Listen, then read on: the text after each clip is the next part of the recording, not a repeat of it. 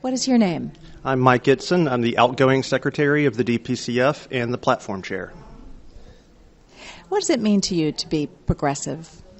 Being progressive means that you care about the community and that you are concerned about the issues, education, the environment, the economy that works for everyone, not just the very rich that tend to be elected. This community is not represented by the American people are not represented by what is happening when we have these elected officials that come along. And the more we engage the public, the more we can be progressive. If you poll a progressive issue, the American people are progressive. They just don't call it that. The issues are important. The more we push that and follow that, that's what's important to me, and that's what's important about being a progressive, I think. So, all right. What are some progressive events that you've been to lately that have impressed you in some way? I'll just go with today's and kind of report on the scene here. Andrew Gillum's speech was amazing. He spoke at noon. He's the mayor of Tallahassee, and he, I think, will be the next governor of Florida. Right now, going on is a panel of different issue activists. We have the interfaith community. We have Black Lives Matter.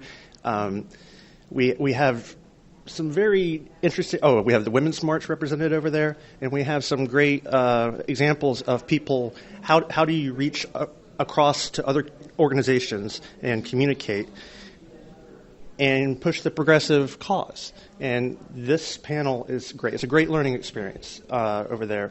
So I highly recommend the DPCF events for anybody interested. What in particular have you taken from their conversations that is something new or a new idea or thought? A new idea or thought. With Andrew Gillum and with these speakers right now, I'm reminded about how much politics matters in a way that we don't normally talk about. It matters in the way that children go to school. It matters in the way that how much you earn at your job. It matters to every person, whether or not you think about politics or not. And I think that these presenters at this conference are people kind of badmouth the word emotional, but to me, emotional is just kind of being real about people's daily lives. And I think the more that we express our viewpoint in a way that anybody can relate to, anybody that's working hard out there and cares about the environment, education, everybody's affected. So that's something that I've been thinking about a lot while I listen to these speakers today.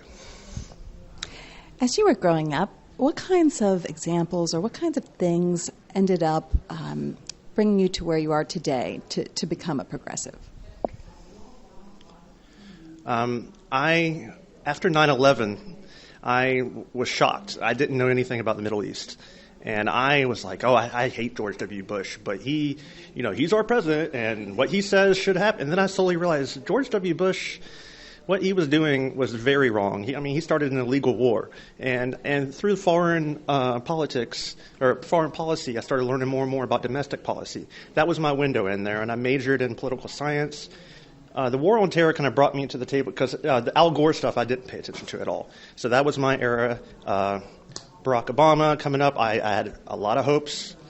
He frankly disappointed me a lot, but he's a hell of a lot better than what we have now. So I was a big Bernie person, and after a while I realized national politics are important, but I need to start organizing more and more with the statewide, Democratic Progressive Caucus of Florida.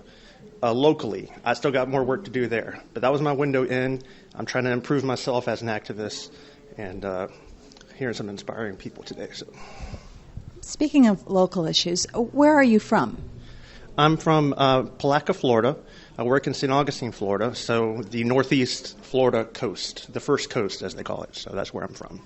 Are there any particular issues specific to where you're from that you're particularly invested in? Yes, we're one of the poorest counties. Putnam County is one of the poorest counties in Florida.